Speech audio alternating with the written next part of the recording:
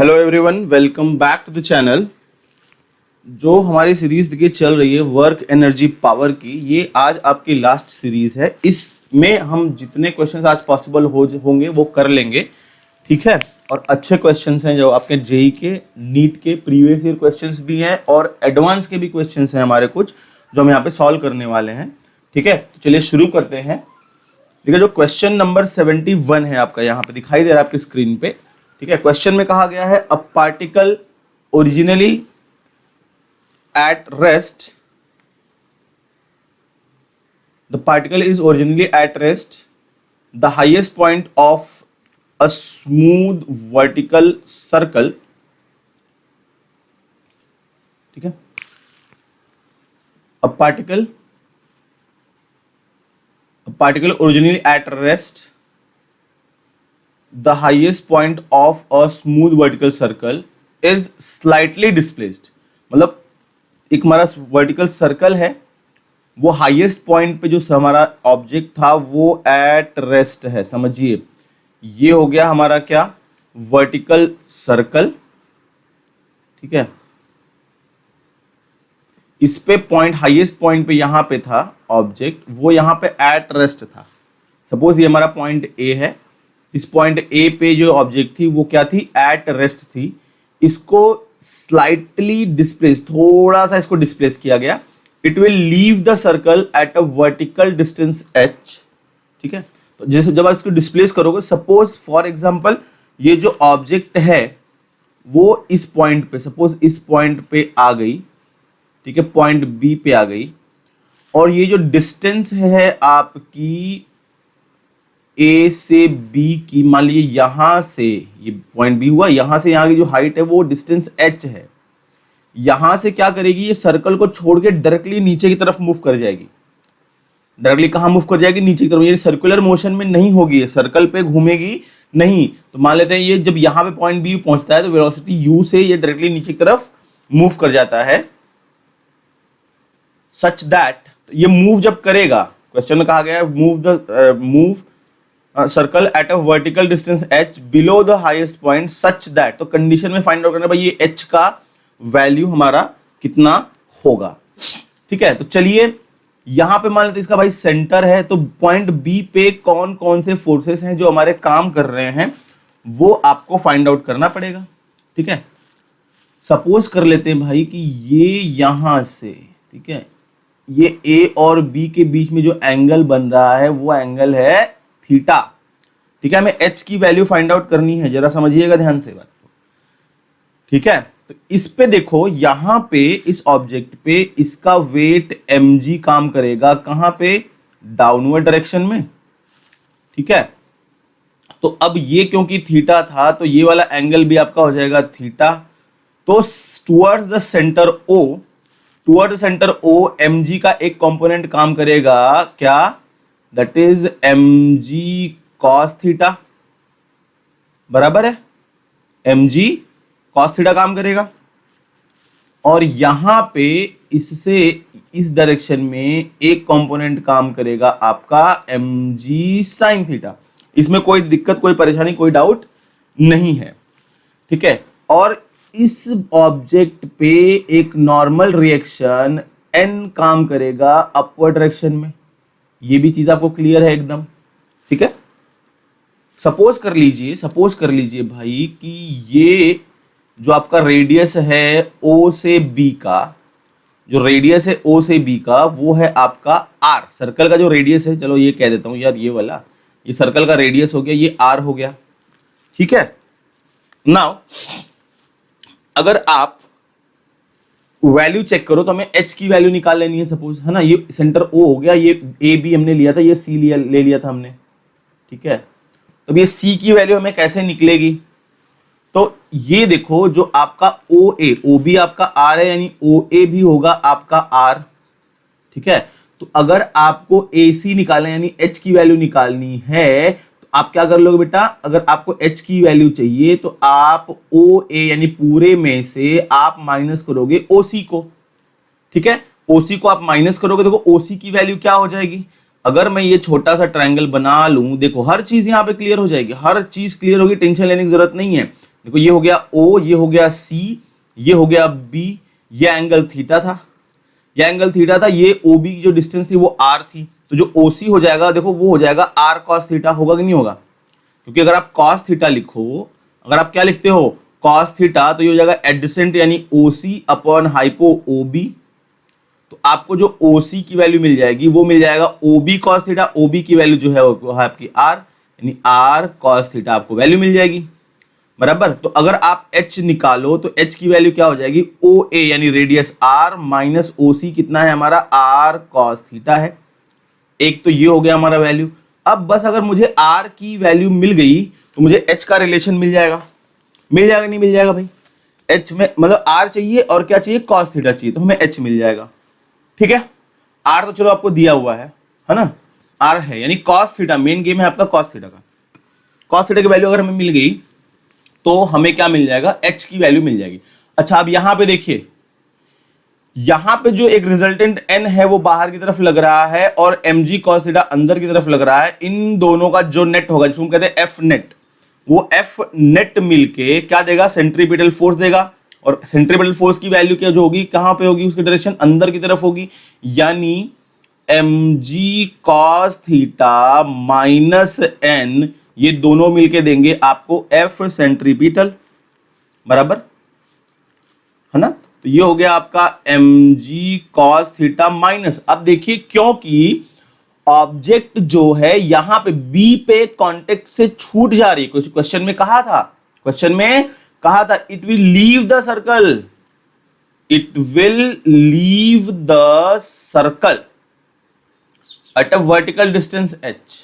यहां पे यानी इस पॉइंट पे सर्कल को लीव कर देगा, यानी सर्कल का कांटेक्ट रहा नहीं, बी और सर्कल में कोई कांटेक्ट है ही नहीं, तो जो n की वैल्यू हो जाएगी वो हो जाएगी 0। नॉर्मल जब कांटेक्ट नहीं है तो नॉर्मल रिएक्शन होगा 0, है ना, ठीक है। जिसकी वैल्यू हो जाएगी, मान लेते हैं यहां पे F सेंट्रीपिटल, तो F सेंट्रीपिटल हो गया आपका mv square divided by r, मतलब जब यहां पे पहुंचता था ऑब्जेक्ट, मान लो उसकी वेलोसिटी क्या थी हमारी, v थी, ठीक है। ये हो गया mv स्क्वायर बाई r, तो ये देखो m है ना।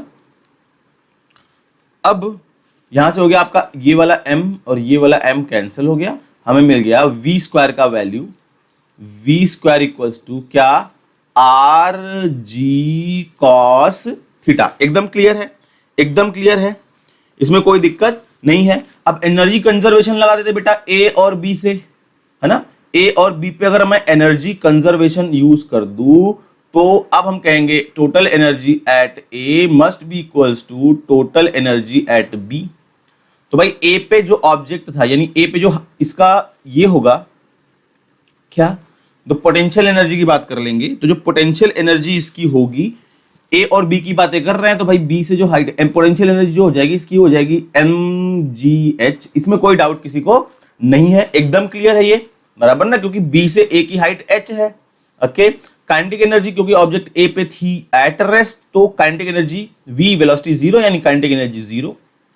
अब जब ये ऑब्जेक्ट पहुंचेगी बी पे, जब ऑब्जेक्ट कहां पहुंचेगी बी पे, तो भाई इसकी पोटेंशियल एनर्जी तो 0 हो जाएगी, राइट, और काइनेटिक एनर्जी जो इसकी बचेगी वो बचेगी हाफ mv स्क्वायर, बराबर। तो देखिए यहां से फिर से वापस m कैंसिल, 2 का मल्टीप्लाई यहां पे कर देंगे तो हमें मिल जाएगा 2gh equals to v square. v square equals to हो गया आपका क्या, 2gh।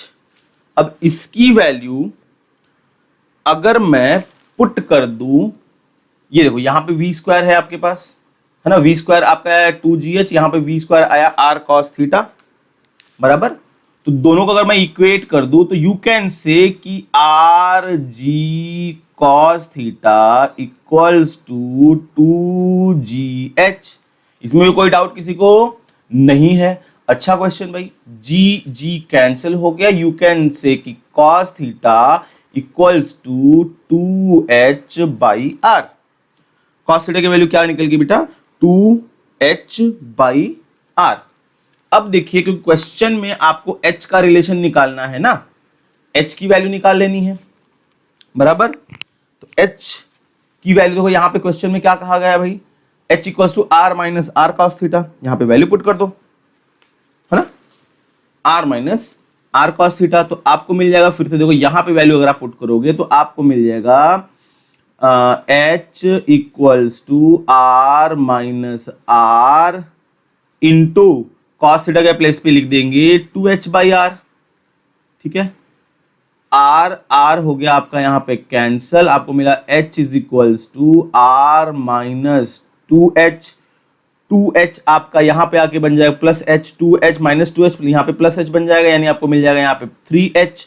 3h equals to r, इन जो h की वैल्यू मिल जाएगी वो मिल जाएगी आपको r/3। एकदम क्लियर है, कोई डाउट है? ऑप्शन देख लो बेटा, option number B is correct. h की वैल्यू में कितनी मिल गई? r/3 मिल गई। ठीक है भाई, कमेंट करके बताते चलिएगा आपको चीजें समझ में आ रही हैं। ठीक है, और भाई पढ़ने के टाइम पे एकदम कंसंट्रेट करके क्वेश्चंस देख लीजिए, ओके? सारे के सारे कॉन्सेप्ट आपके क्लियर होने वाले हैं। चलिए बढ़ते हैं अगले क्वेश्चन की तरफ। ये क्वेश्चन जरा ध्यान से देखिए बेटा। क्वेश्चन में क्या कहा गया है? The tube AC form a quarter circle. इस सर्कल है, ठीक है, सर्कल का एक पार्ट है quarter circle in a vertical plane. The ball B has an area of cross section slightly smaller than the tube। जो बॉल बी आपको यहां पे दिखाई दे रही है उसकी जो एरिया है ट्यूब से थोड़ी सी कम है, and can move without friction through it. Friction के बिना ये इस ट्यूब के अंदर यहां से यहां मूव कर सकती है। B is placed at A and displaced slightly। B को A पे रखा गया और स्लाइटली डिस्प्लेस किया गया।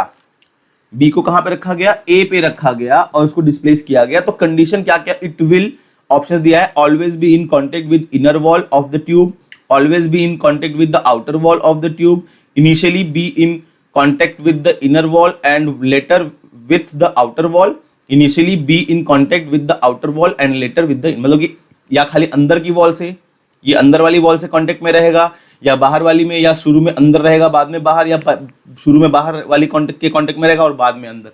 कंडीशन ये पूरी है आपकी। ठीक है, चलिए ध्यान से देखिएगा, एकदम अच्छा सा डेरिवेशन है। चलिए हम ट्यूब बना लेते हैं भाई। ठीक है, ये देखो, सपोज ये मेरा ट्यूब है। ठीक है, ये हो गया हमारा ट्यूब।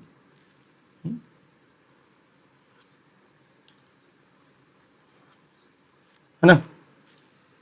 अब क्योंकि जो फोर्सेस लगने वाले हैं वो उसके सेंटर की तरफ ही लगने वाले, तो ये हमारा मान लो ये सेंटर हो गया है। अब इनिशियली बॉल सपोज करिए बी पे है, सपोज करिए बॉल जो है आपकी बी पे है, यहां पे है, तो कौन कौन से जो फोर्सेस लग रहे हैं हम उसकी वैल्यू फाइंड आउट करेंगे। ठीक है, तो एक तो बेटा इस पे एक फोर्स लगे, मान लो यहां से इस ऑब्जेक्ट ने जो बनाया हुआ एंगल है, चलो ये एक रेडियस हो गई इसकी, ये एंगल आपका थीटा है सपोज, तो यहां पे एक वेट लगेगा mg। अगर ये एंगल थीटा था तो भाई ये एंगल भी थीटा हो जाएगा, mg के दो कंपोनेंट हो जाएंगे बराबर। इस डायरेक्शन में आपका क्या हो जाएगा? mg cos थीटा, और यहां पे जो है रिजल्टेंट नॉर्मल रिएक्शन n है। ठीक है, मान लो ये वैल्यू n है, दोनों की मान लेते हैं, दोनों कॉन्टेक्ट में नॉर्मल रिएक्शन n है। ठीक है, तो अब सीधी सी चीज है, एक बात जरा समझिएगा कि जो पॉइंट बी पे मैं अगर बात कर लूं तो n जो लग रहा है बाहर की तरफ लग रहा है, mg cos थीटा अंदर की तरफ लग रहा है, यानी जो इनका रिजल्टेंट होगा F net mg cos theta minus n, ये इसको प्रोवाइड करेगा क्या? Centripetal force which is nothing but mv²/r, जहां पे r इस ट्यूब का रेडियस है। इसमें कोई डाउट किसी को नहीं है, बराबर। अच्छा, अब दूसरा, अब हम निकालने वाले क्या भाई? एनर्जी कंजर्वेशन यूज करने वाले हैं, है ना? तो अब मान लो ये पॉइंट ए था, ये पॉइंट बी है, तो जब ऑब्जेक्ट ए से बी पे जा रही है, ए से बी पे जा रही है, ठीक है, तो इसका एनर्जी कंजर्वेशन हम यूज कर लेंगे कि भाई कितना एनर्जी इसके अंदर खर्चा हुआ, कितना लगा। तो जब ए पे ऑब्जेक्ट रहेगी, ठीक है, तो ये रेडियस आर है, ठीक है, ये रेडियस इसकी आर है। जब अब मैंने इसको रेफरेंस पॉइंट लिया है, सेंटर ओ को, ठीक है, तो जो आपका एनर्जी कंजर्वेशन यूज करूंगा मैं, मान लो हमने इसको रेफरेंस पॉइंट लिया हुआ है, तो ऑब्जेक्ट ए पे एट रेस्ट थी, ठीक है, तो उसके अंदर जो पोटेंशियल एनर्जी हो जाएगा वो हो जाएगा mgr, क्योंकि इस पॉइंट O से जो डिस्टेंस है, हाइट है, वो है a की r।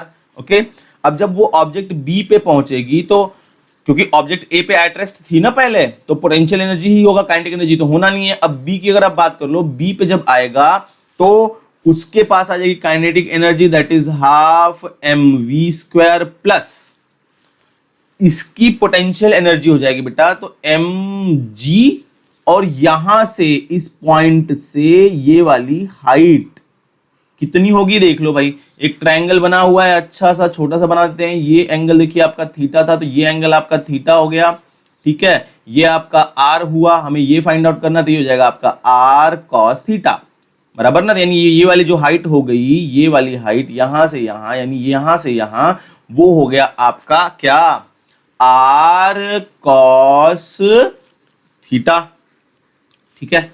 अब इस mg r cos थीटा को राइट साइड में आप लेफ्ट साइड में लेके आ जाओ, तो आपको मिल जाएगा क्या, mg r माइनस mg, अरे यार दब गया, ठीक है बे, बस कर भाई, हाँ बंद हो जा भाई, अरे यार हाँ ठीक है, चलो हो गया बंद, ओके कोई दिक्कत नहीं।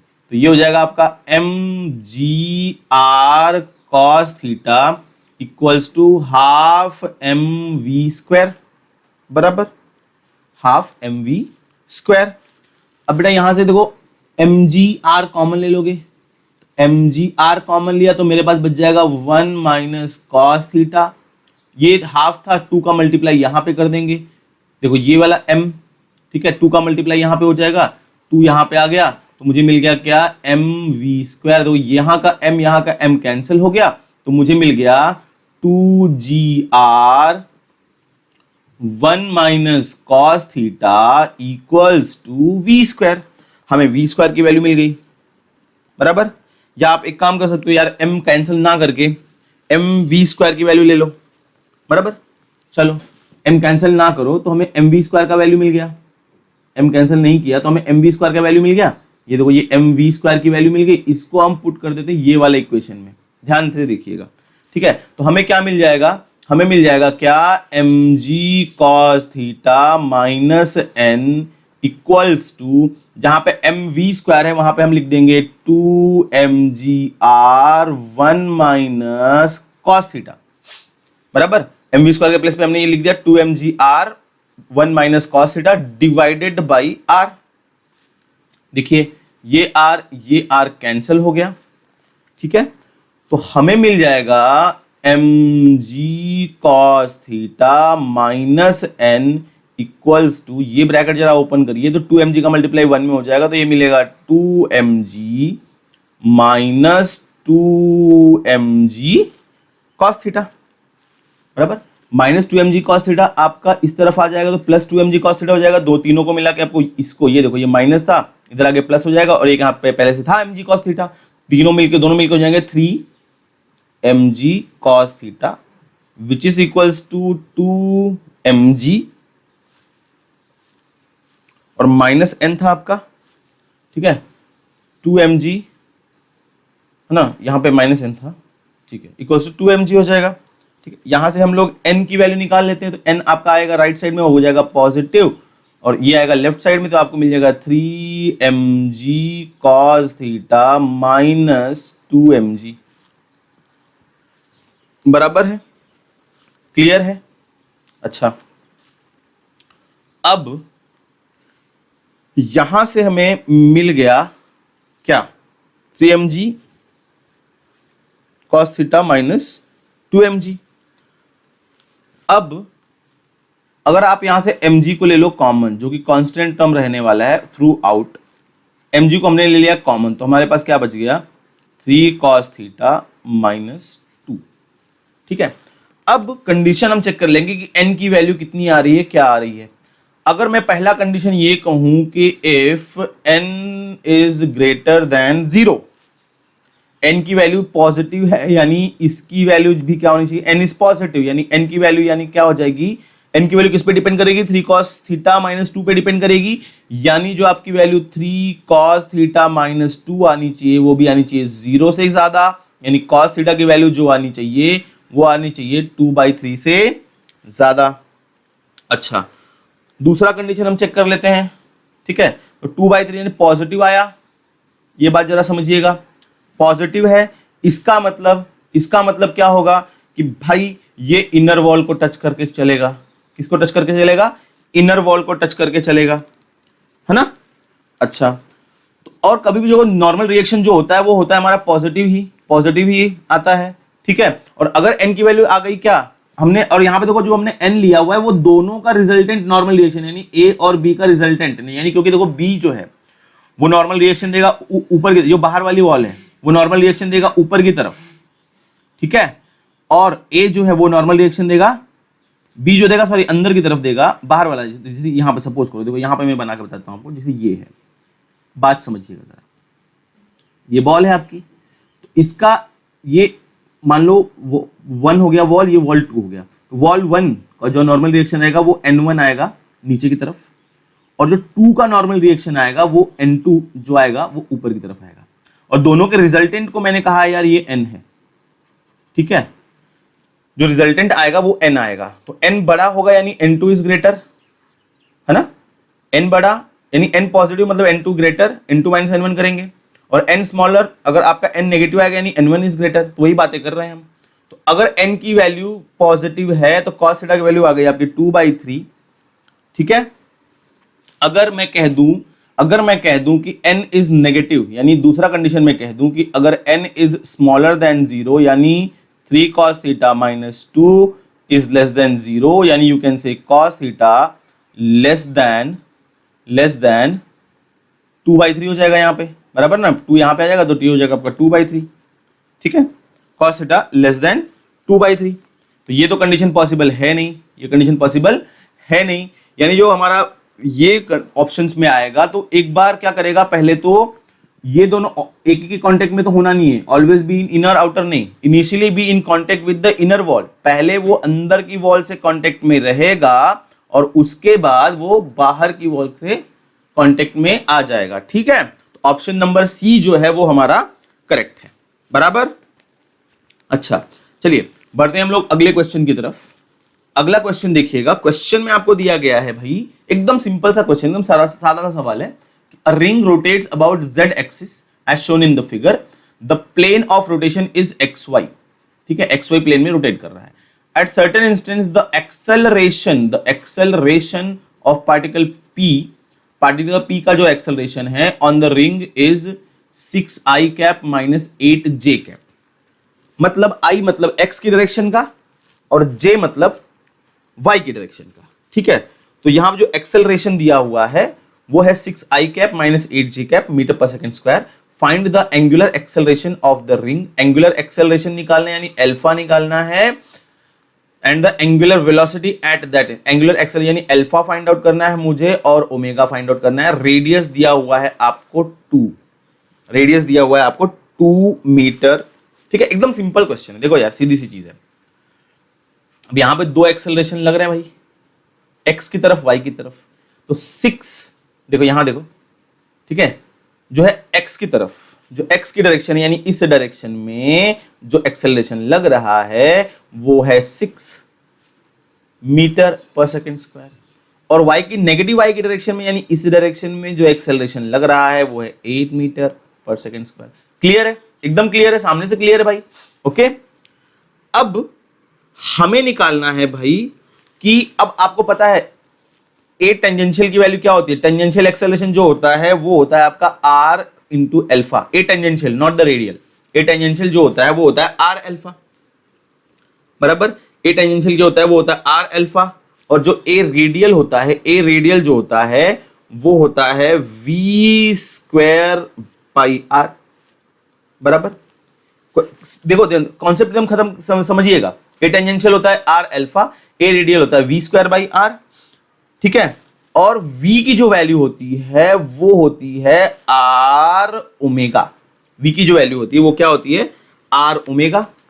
ये 3 कॉन्सेप्ट को यूज करके हमारा क्वेश्चन फटाक से आने वाला है, ठीक है, समझिएगा। तो अब देखो a रेडियल की जो वैल्यू होती है हम कहते हैं v स्क्वायर बाई r, या जो हो जाता है हमारा a रेडियल वो हो जाता है हमारा क्या r ओमेगा स्क्वायर, ठीक है। तो ए रेडियल मतलब रेडियस की तरफ जो लग रहा है हमारा, रेडियस टुवर्ड्स द सेंटर, यानी रेडियल मतलब कौन सा हो गया बेटा, आपका ए रेडियल दिया हुआ है रेडियस की तरफ, यानी ये हो गया रेडियल मतलब ये वाली डायरेक्शन वाला ना, और यहां पे जो लग रहा है वो तो टेंजेंशियल हो जाएगा। तो ए रेडियल का वैल्यू आपको दिया है, बराबर ना, ए रेडियल। अब हमें पता है बेटा कि ए रेडियल इक्वल्स टू होता है r omega square. A radial मतलब इस डायरेक्शन रेडियस की तरफ, यानी कितना 8, ये आपको वैल्यू दी गई है, इक्वल्स टू आर।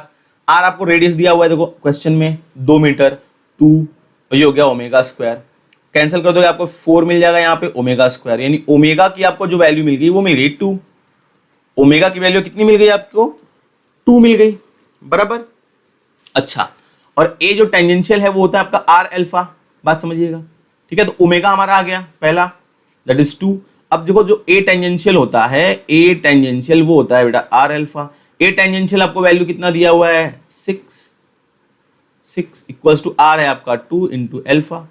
अल्फा की भी वैल्यू मिल गई आपको कितनी 3, बराबर क्या 3 रेडियन। बस दोनों ऑप्शन हमारे आगे फटाफट, देखो एकदम सिंपल क्वेश्चन था, इजी क्वेश्चन था, कोई दिक्कत कोई परेशानी नहीं थी इसमें, बराबर। चलिए बढ़ते हैं अगले क्वेश्चन की तरफ। अगला क्वेश्चन देखिए, डायग्राम आपको एकदम क्लियर है, दिखाई दे रहा है। देखो figure shows the total acceleration and the velocity of the particle moving clockwise in a circle of radius 2.5 metre at a given instance of time.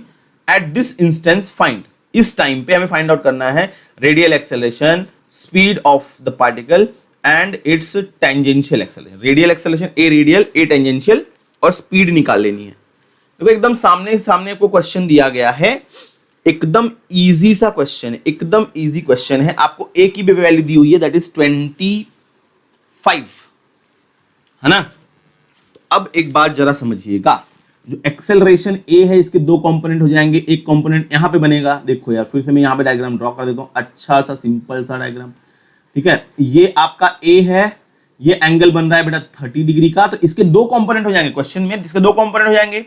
एक हो जाएगा आपका ए cos 30 जो कि रेडियस की तरफ बनेगा, बराबर ना, और दूसरा जो हो जाएगा दैट इज ए sin 30 जो कि इस डायरेक्शन में चला जाएगा। तो आपको सामने दिखाई दे गया भाई, जो ए रेडियल है वो कितना है a cos 30 degree. Values put कर देंगे, हमें a का वैल्यू दिया हुआ है 25 इंटू cos 30 हो जाता है आपका √3/2, बराबर, यानी कितना हो गया 25 इंटू 1.732 डिवाइडेड बाई 2, सिंप्लीफाई कर देंगे इसको फटाक से, आंसर आपका आ जाएगा 21.65 मीटर पर सेकेंड स्क्वायर। रेडियल एक्सेलरेशन निकल गया। अब निकालना है क्या की स्पीड। तो अब आपको एक चीज बहुत अच्छे से पता है, जो ए रेडियल होता है उसकी वैल्यू होती है v²/r। r मुझे पता है, तो यहां से आप कह सकते हो कि v की जो वैल्यू हो जाएगी वो हो जाएगा रूट के अंदर, ध्यान से देखना, v की जो वैल्यू हो जाएगी r का यहां पे मल्टीप्लाई हो जाएगा, तो a रेडियल इंटू r, और स्क्वायर था तो यहां पे रूट बन जाएगा। हमने a रेडियल निकाला हुआ है, a रेडियल है 21.65 इंटू r की वैल्यू आपको दी है दैट इज 2.5, ठीक है। सिंप्लीफाई इसको कर लेंगे, आपको जो आंसर मिलेगा दैट इज 7.35 मीटर पर सेकेंड, ठीक है। हमें v का वैल्यू मिल गया, ठीक है। ऑप्शन सेकंड क्वेश्चन सॉल्व हुआ। थर्ड कह रहा है इट्स टेंजेंशियल एक्सेलरेशन। तो टेंजेंशियल डायरेक्शन में क्या लग रहा है बेटा, देखो यहाँ पे a sin थीटा, तो ये तो टेंजेंशियल हो गया ना, तो a टेंजेंशियल की जो वैल्यू हो जाएगी वो हो जाएगा a sin 30 डिग्री। a का वैल्यू पता है 25 इंटू साइन 30 बोले तो 1/2, आंसर आपका आ गया कितना 12.5 मीटर पर सेकेंड स्क्वायर। एकदम इजी क्वेश्चन था, एकदम इजी था, कोई दिक्कत कोई परेशानी इसमें नहीं थी, ठीक है। चलिए बढ़ते हैं हम लोग अगले क्वेश्चन की तरफ। ये ध्यान से देखिएगा क्वेश्चन, देखो यहां पे एक स्प्रिंग है, दूसरा स्ट्रिंग है।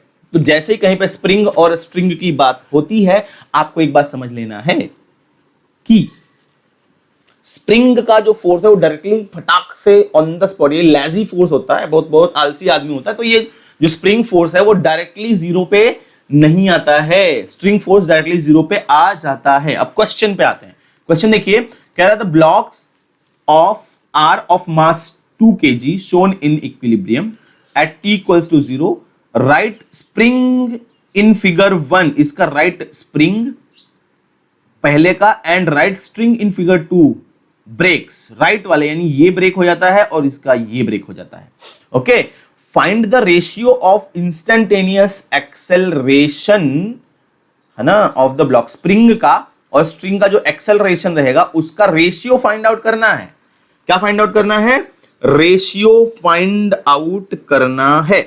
ठीक है, अब भाई लगने वाली हमको थोड़ी सी इस पे FBD समझना। ठीक है, समझना जरा, जब, है ना, जब हमारा ब्लॉक जो है वो कर जाता है ब्रेक, ठीक है, तो अब जब स्प्रिंग ब्रेक करेगा तो सिंपल सी चीज है, ये बात समझिए जरा, ये हमारा ब्लॉक है, ये हमारा क्या है भाई? ब्लॉक है ना।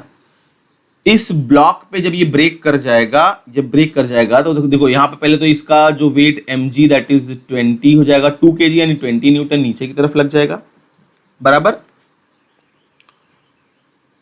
और जो यहां पे, अच्छा इसमें कुछ ना कुछ टेंशन भी होगा भाई, तो मैं टेंशन भी फाइंड आउट कर लेना है पहले तो, ये टेंशन T कितना आएगा जब ब्रेक नहीं हुआ है, जब ब्रेक हुआ है, ठीक है, तो मैं टेंशन T भी फाइंड आउट कर लेना है।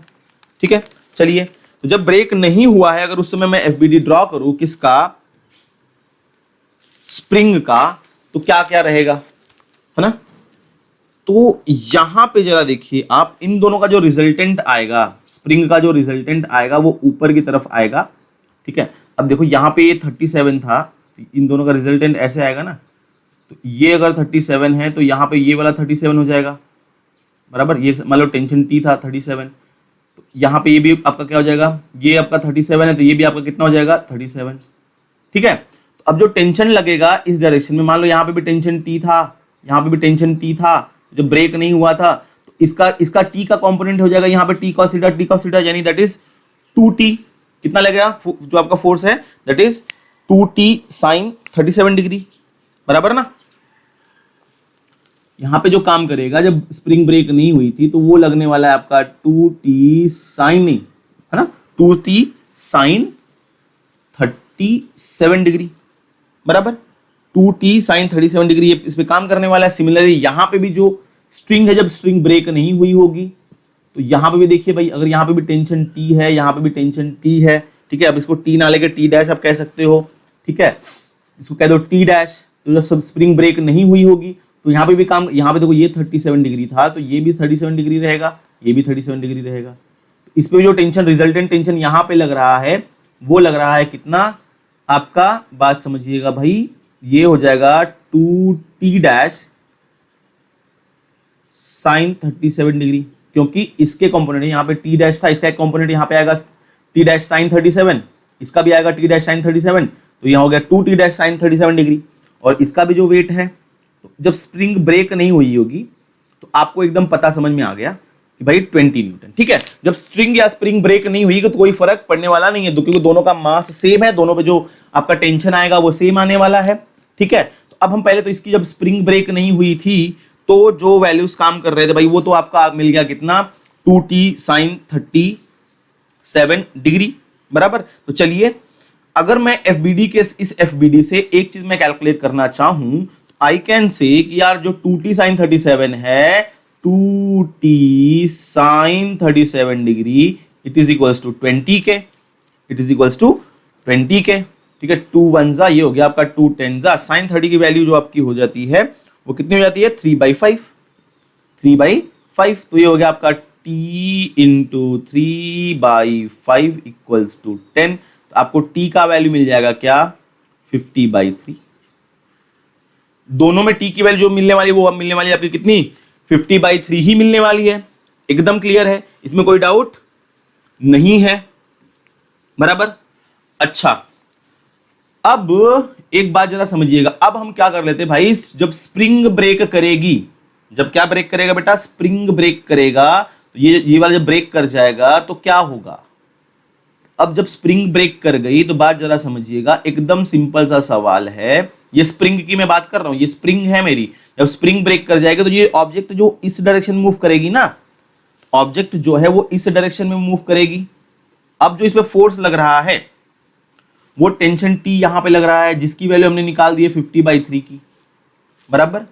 यहां देखिएगा जरा, ये जो आपका एंगल है ये है 37 डिग्री का, इसके दो कंपोनेंट हो जाएंगे, एक हो जाएगा 50/3 साइन 37 डिग्री और दूसरा हो जाएगा आपका 50/3 कॉस 37 डिग्री, बराबर। और यहां पे जो आपका लग रहा है भाई, ये लग रहा है आपका 20 न्यूटन। तो ये जो आपका इस डायरेक्शन में जो होगा इसका एक्सेलरेशन, तो जो रिजल्टेंट हम निकालेंगे किसका रिजल्टेंट, ठीक है, मतलब इन दोनों का एक देखो, क्योंकि भाई ये जो आपका कंपोनेंट है वो फटाक से स्प्रिंग का कम तो होता नहीं है, तो इन दोनों का जो रिजल्टेंट निकलेगा, किसका रिजल्टेंट, दैट इज 20 न्यूटन का, और 50 जो है आपका 50, हाँ ये देखिए ये वाला इसका रिजल्ट, यानी 50 साइन 37 और 20 न्यूटन, ये जो दोनों वैल्यूज आपको दी गई हैं, इनका जो रिजल्टेंट आएगा वही तो यहां पे इसको एक्सेलरेशन देगा, क्योंकि spring force on the spot zero नहीं होता, मैंने आपको बताया था, ठीक है, spring force on the spot zero नहीं होता, आपको बताया गया था। तो ये जो आपकी वैल्यू हो जाएगी 20 साइन 37 और 20 न्यूटन का जो रिजल्टेंट होगा वही इसको यहां पे इस डायरेक्शन में क्या देगा, एक्सेलरेशन देगा, बराबर ना। तो जो ये इसकी एक्सेलरेशन की वैल्यू आ जाएगी, देखो सीधी सी चीज है, अब आपको मिल जाएगा कि यहां देखिए टी आपको पता है, तो यहां पे एक्सेलरेशन हम निकाल देंगे भाई, तो यहां पे जो एक्सेलरेशन आएगा, इसका जो एक्सेलरेशन इस डायरेक्शन में आएगा, that will be because of क्या, 20 है ना, 20 साइन 37 की वजह से हो जाएगा आपका, बराबर ना।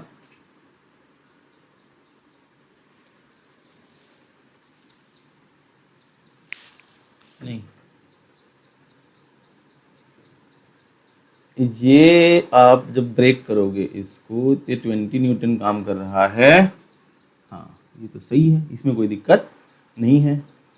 50 का था, इसके दो कंपोनेंट, ये वाला हो गया, ये वाला हो गया, ये दोनों मिलके इसको देंगे क्या, एक्सेलरेशन, एक्सेलरेशन देंगे कितना,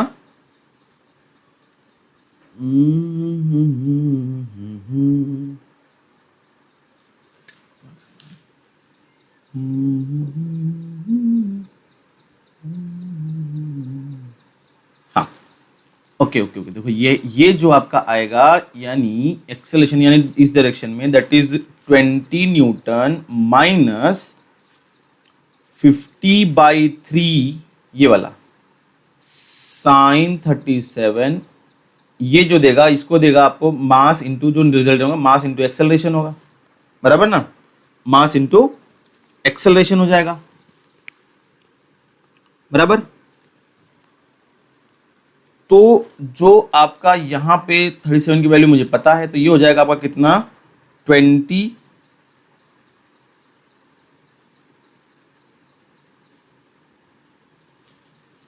यानी 20 रिजल्टेंट हमें निकालना है। ओके ओके ओके ओके, एक मिनट हाँ हाँ, तो हाँ इन दोनों का जो रिजल्टेंट हम निकालेंगे वो पहले फाइंड आउट कर लेते हैं, यस इसका रिजल्टेंट फाइंड आउट कर लेते हैं। इसको जब सिंप्लीफाई आप करोगे तो क्या मिल जाएगा, तो 20 minus 50/3 into sine 37 is 3/5, 3 cancel, 5 10 तो 20 माइनस 10 दैट इज 10 न्यूटन, ठीक है। इन दो का रिजल्टेंट आपका आ गया, इन दोनों को सिंप्लीफाई कर दिया, जो कि एक ऊपर लग रहा है एक नीचे की तरफ लग रहा है, उसका रिजल्टेंट आ गया 10 न्यूटन, बराबर। दैट इज वर्टिकल डायरेक्शन में जो कंपोनेंट आ गया स्प्रिंग का। अच्छा, अब बात कर लेते हैं हम लोग किसकी, हॉरिजॉन्टल डायरेक्शन की। तो हॉरिजॉन्टल डायरेक्शन में कौन से फोर्सेस लग रहे हैं भाई, हॉरिजॉन्टल डायरेक्शन में कौन सा फोर्स लग रहा है, एक ही फोर्स लग रहा है, दैट इज 50/3 cos 37। तो हॉरिजॉन्टल डायरेक्शन की अगर फोर्सेस की बात कर लो तो वो है आपका कितना, 50/3 cos 37 डिग्री का। इसकी वैल्यू निकाल देंगे तो 50/3 इंटू cos 37 की जो वैल्यू हो जाती है वो हो जाती है आपकी 4/5, 5 10 दैट इज 40/3 न्यूटन, ठीक है, 40/3 न्यूटन। ये फोर्स लग गया आपका कहां पे, हॉरिजॉन्टल डायरेक्शन में, ठीक है, स्प्रिंग का, ठीक है।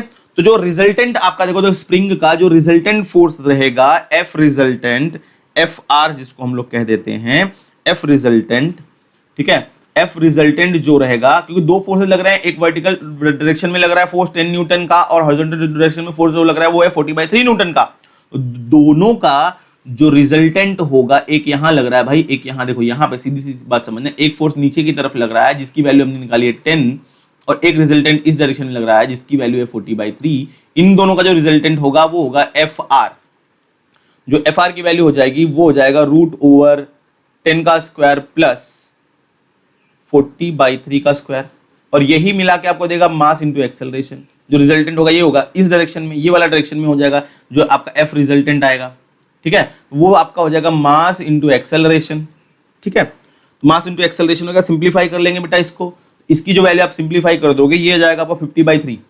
क्या आ जाएगा? 50/3। चेक करके देखेंगे इसको, 50/3 आ जाएगा equals to mass into acceleration, mass आपका 2 है, एक्सेलरेशन आपका a है, तो जो आपकी a की वैल्यू आ जाएगी, यहां से आप a की वैल्यू निकाल दो, 2 यहां पे आ जाकर डिवाइड हो जाएगा, दैट इज 25/3। तो ये तो हो गया स्प्रिंग की बात, एक्सेलरेशन ऑफ द स्प्रिंग। अब हम बातें कर लेंगे स्ट्रिंग का, ठीक है, स्ट्रिंग की बातें करेंगे। अब देखो बेटा स्ट्रिंग में क्या होगा, स्प्रिंग में तो मैंने बताया force on the spot zero नहीं होना है, लेजी फोर्स है ये वाला कंपोनेंट जीरो तुरंत नहीं होगा। लेकिन अगर आप स्ट्रिंग की बात कर लो तो जैसे ही स्ट्रिंग ब्रेक हुआ, जैसे ही स्ट्रिंग ब्रेक हुआ तो यहां का जो फोर्स था, खाली एक फोर्स लगेगा, टेंशन टी डैश इस डायरेक्शन में, और कोई फोर्स लगने वाला नहीं है, कोई कंपोनेंट और काम नहीं करेगा। और जो इसका वेट है दैट इज 20 न्यूटन, वो काम करेगा आपका डाउनवर्ड डायरेक्शन में। इसके भी कितने हो जाएंगे बेटा? दो कंपोनेंट हो जाएंगे, एक कंपोनेंट ये हो जाएगा 20 का, ठीक है, ये एंगल देखो, क्योंकि ऊपर वाला जो यहाँ पे एंगल अपन दिया था 37 था ना, तो ये वाला एंगल कितना हो जाएगा? 37 डिग्री का। इसके दो कंपोनेंट हो जाएंगे, एक यहाँ पे हो गया, दूसरा यहाँ पे हो गया। ये हो गया आपका 20 cos 37 और ये हो गया आपका 20 sin 37। 20 sin 37 T dash balance कर देगा, जबकि जो आपका वैल्यू है 20 cos 37 ये देगा स्ट्रिंग में एक्सेलरेशन, ये देगा स्ट्रिंग में एक्सेलरेशन। यानी ये जो रिजल्ट नेट फोर्स जो लग रहा है, आप जिसको कह दोगे एफ रिजल्टेंट स्ट्रिंग के केस में, वो है खाली आपका कितना? 20 cos 37 डिग्री वाला है। एफ रिजल्टेंट की वैल्यू होती है मास into acceleration, that is 20 cos 37, तो हमको एक्सेलरेशन मिल जाएगा 20 इंटू cos 37 इज 4/5 बराबर 20 इंटू 4/5 डिवाइड बाई मास आपका आ गया है 2, 5 से करोगे 5 4 था 20, 16/2 दैट इज 8। जो रेशियो आ जाएगा आप दोनों का कैलकुलेट कर सकते हो, ठीक है, ठीक है। तो ये हो गया आपका देखो 25/3 आ गया, ये स्प्रिंग के लिए हो गया ए स्प्रिंग, और ये हो गया आपका ए स्ट्रिंग, ठीक है। दोनों का रेशियो निकालना था, आप डिवाइड कर लोगे, रेशियो फाइंड आउट कर लोगे, ठीक है, ठीक है बेटा। तो ये जो आपके क्वेश्चंस थे, इंपॉर्टेंट क्वेश्चंस थे, एक क्योंकि भी क्वेश्चंस रह गए भाई, अच्छे खासे क्वेश्चंस हमारे बचे हुए हैं, तो हम एक काम करेंगे, एक वीडियो और आधे घंटे का बना लेंगे और सारा क्वेश्चन जो इंपॉर्टेंट क्वेश्चन है वो सिंप्लीफाई करके ले लेंगे। रिवाइज करते रहिएगा भाई, अच्छे क्वेश्चंस आपको मिल रहे हैं, यहाँ पे डाउट सारा क्लियर हो रहा है। कोई दिक्कत हो, कोई परेशानी हो, कोई डाउट हो, कमेंट सेक्शन में जरूर मेंशन करिएगा इसको। चलिए तब तक के लिए जय हिंद।